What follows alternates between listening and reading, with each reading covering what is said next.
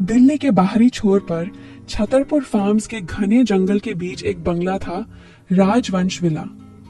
500 गज का प्लॉट, चारों तरफ ऊंची दीवारें, दीवारों के बाहर सिर्फ सन्नाटा और कोहरा। दिसंबर की रातें यहाँ इतनी ठंडी होती हैं कि हवा भी सांस लेते हुए रुक जाती है। आदित्य राजवंश उस रात दुबई के लिए निकल चुके थे। 18 दिन का बिजनेस टूर। घर में सिर्फ 2 लोग बचे थे, अवनी और वीरेंद्र। बाकी सारे स्टाफ शाम 7 बजे तक चले जाते थे। अवनी को अकेलापन डराता था। वीर रात को रुकता था। सिर्फ रात को रात के 10 बज रहे थे। लिविंग रूम में मध्यम पीली लाइट थी। अवनी सोफे पर लेटी थी। उसने काले रंग की सिल्क की नाइटी पहनी थी जो आदित्य ने मिलान से लाए थे। कपड़ा इतना पतला कि रोशनी पड़ते ही भीतर की हर रेखा साफ दिखती। एक टांग सीधी, दूसरी घुटने से मुड़ी हुई, बाल बिखरे हुए, होंठों पर रेड वाइन का हल्का दाग। टीवी पर कोई पुरानी ब्लैक एंड व्हाइट फिल्म चल रही थी, आवाज बंद। बाहर कोहरा इतना घना था कि बगीचे की लाइटें धुंध में डूबी लग रही थी। किचन से चम्मच की खनक आई। वीर दूध गर्म कर रहा था। अवनी ने धीरे से आवाज दी, वीर, जरा यहाँ आना। 2 मिनट बाद वीर आया।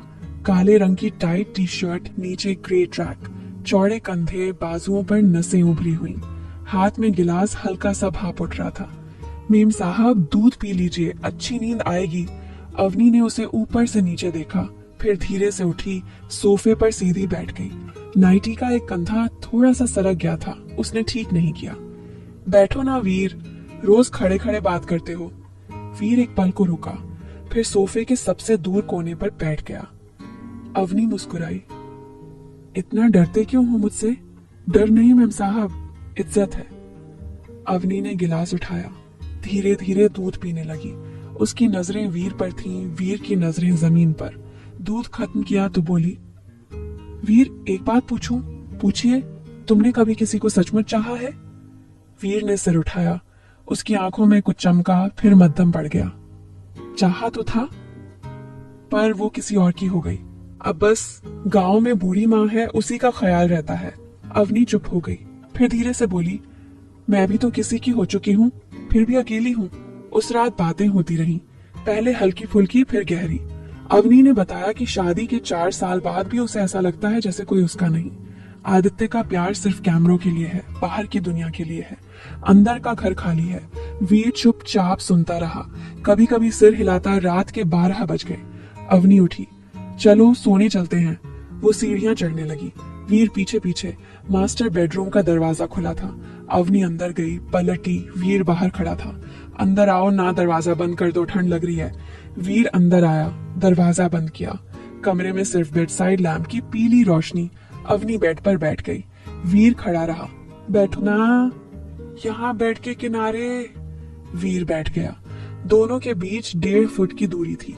अवनी ने अपना दुपट्टा उतारा, बाल खोले, फिर धीरे से बोली, वीर, मुझे आज बहुत अकेलापन लग रहा है।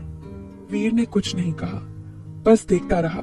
अवनी ने अपना हाथ बढ़ाया, वीर के हाथ पर रख दिया।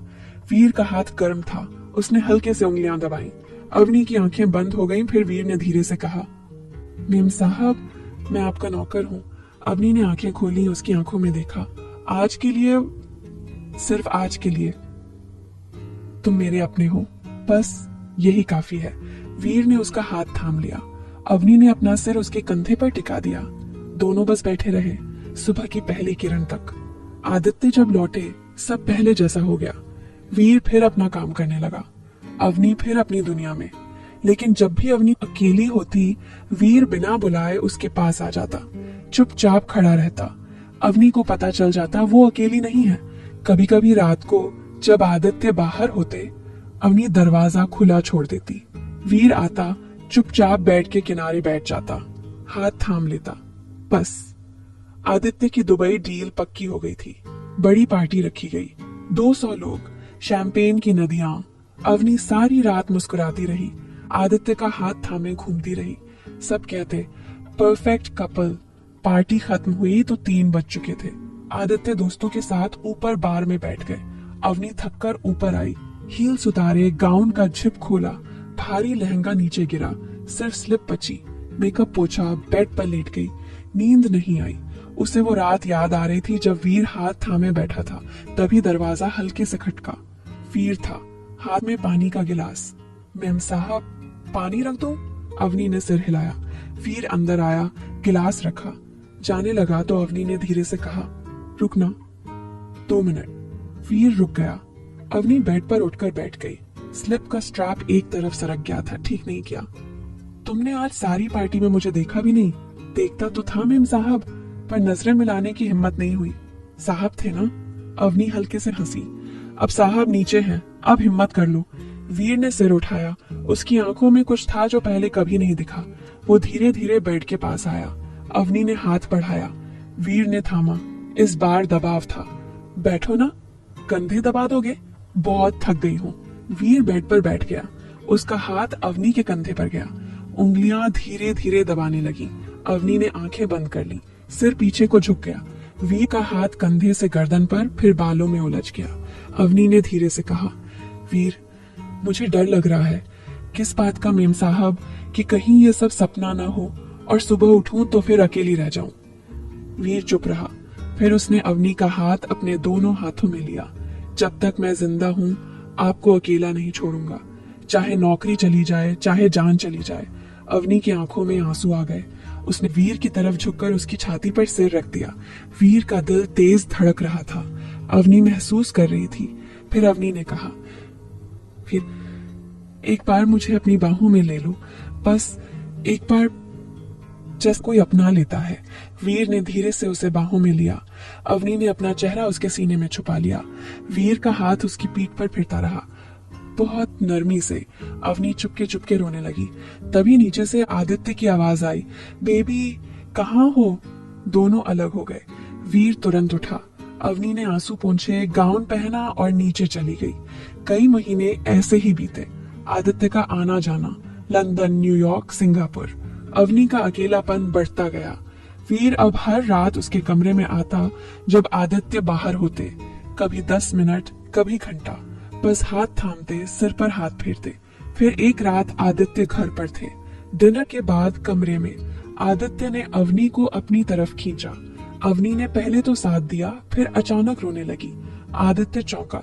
क्या हुआ बेबी? मुझे कुछ नहीं चाहिए, बस कोई अपना चाहिए। आदित्य हंसा, मैं हूं ना तेरा अपना। अवनी चुप रही। उस रात आदित्य सो गए। अवनी बिस्तर पर लेटी रही, आंखें खुली। उसने फोन उठाया, वीर को मैसेज किया, जरा आना। 5 मिनट में वीर आया। दरवाजा हल्के से खटकाया। अवनी ने खोला। वीर ने देखा आदित्य सो रहे हैं। अवनी ने इशारा किया बालकनी में। दोनों बालकनी में गए। ठंडी हवा चल रही थी। अवनी ने कहा, वीर, मैं अब और नहीं रह सकती ऐसे। मुझे लगता है मैं मर जाऊंगी इस अकेलेपन से। तुम कुछ करो। वीर चुप रहा। फिर बोला, मैं क्या कर सकता हूँ मेम साहब? मैं तो बस नौकर हूँ। अवनी ने उसका हाथ पकड़ा। तुम मेरे लिए पूरी दुनिया हो। उस रात वीर ने कुछ नहीं कहा, बस हाथ थामा और बोला, कल सुबह मुझे जवाब चाहिए। मैं एक रास्ता बताऊंगा, तैयार रहना। अगली सुबह आदित्य ऑफिस चले गए। अवनी नीचे आई तो वीर इंतजार कर रहा था। मेम साहब, मेरे साथ चलिए, सिर्फ एक दिन के लिए। अवनी ने बिना कुछ पूछे हाँ कह दिया। दोनों गाड़ी में बैठे। ड्राइवर को छुट्टी दे दी। वीर खुद ड्राइव कर रहा था। दिल्ली से बाहर निकले। आगरा हाईवे, फिर यमुना एक्सप्रेसवे। अवनी खिड़की से बाहर देखती रही, कुछ नहीं पूछा। दोपहर 2:30 बजे मथुरा के पास एक छोटा सा कस्बा आया। वीर ने गाड़ी एक पुराने राधा कृष्ण मंदिर के बाहर रोकी। बाहर गायें बंधी थीं, लाल झंडे लहरा रहे थे। अवनी उतरी। ये क्या जगह है? वीर ने जेब से एक साधारण मंगलसूत्र निकाला पीतल का। घुटनों पर बैठ गया। मेम साहब, मैं आपको भगा नहीं लाया, मैं आपको आजाद करने लाया हूँ। ये मंगलसूत्र मेरी माँ का है। माँ ने मरते वक्त कहा था, जिस दिन कोई सचमुच तेरी हो जाए इसे पहना देना। आज आप मेरी जिम्मेदारी हैं, पूरी उम्र के लिए। अवनी की आंखें भर आईं। उसने खुद मंगलसूत्र गले में डाल लिया। मंदिर के अंदर बूढ़ा पंडित पहले से तैयार था। सिर्फ 7 फेरे, कोई ताम झाम नहीं। 2 गवाह मंदिर का चपरासी और एक साधु। अवनी ने फेरे लिए। वीर ने सिंदूर भरा। जब बाहर निकले, सूरज ढलने को था। अवनी ने पूछा, अब कहाँ? अब घर? मेरा घर राजस्थान, बीकानेर से 30 किलोमीटर दूर एक गांव। 10 घर, मेरे पास 25 बीघा जमीन। कोई आपको नहीं पहचानेगा, न अखबार, न सोशल मीडिया, न पुरानी दुनिया। रात 10 बजे वे गांव पहुंचे।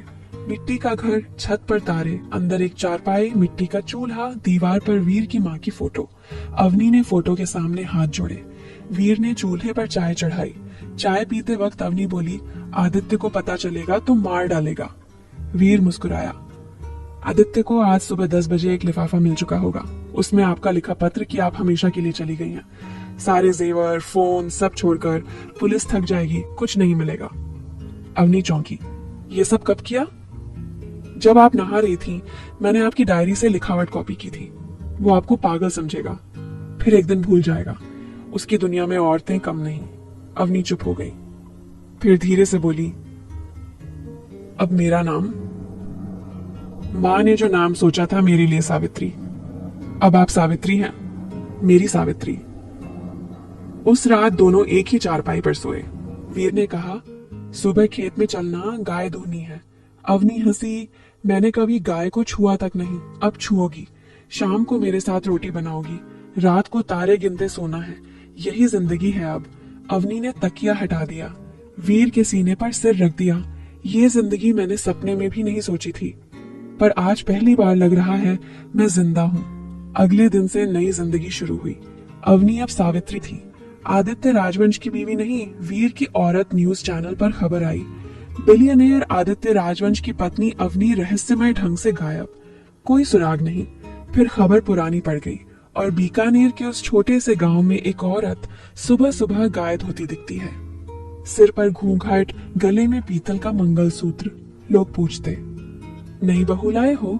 वीर मुस्कुराकर कहता, हाँ, मेरी सावित्री। प्यार वो नहीं जो दुनिया को दिखाया जाए, प्यार वो है जो चुपचाप हाथ थाम ले और कह दे, तुम अब कभी अकेली नहीं रहोगी।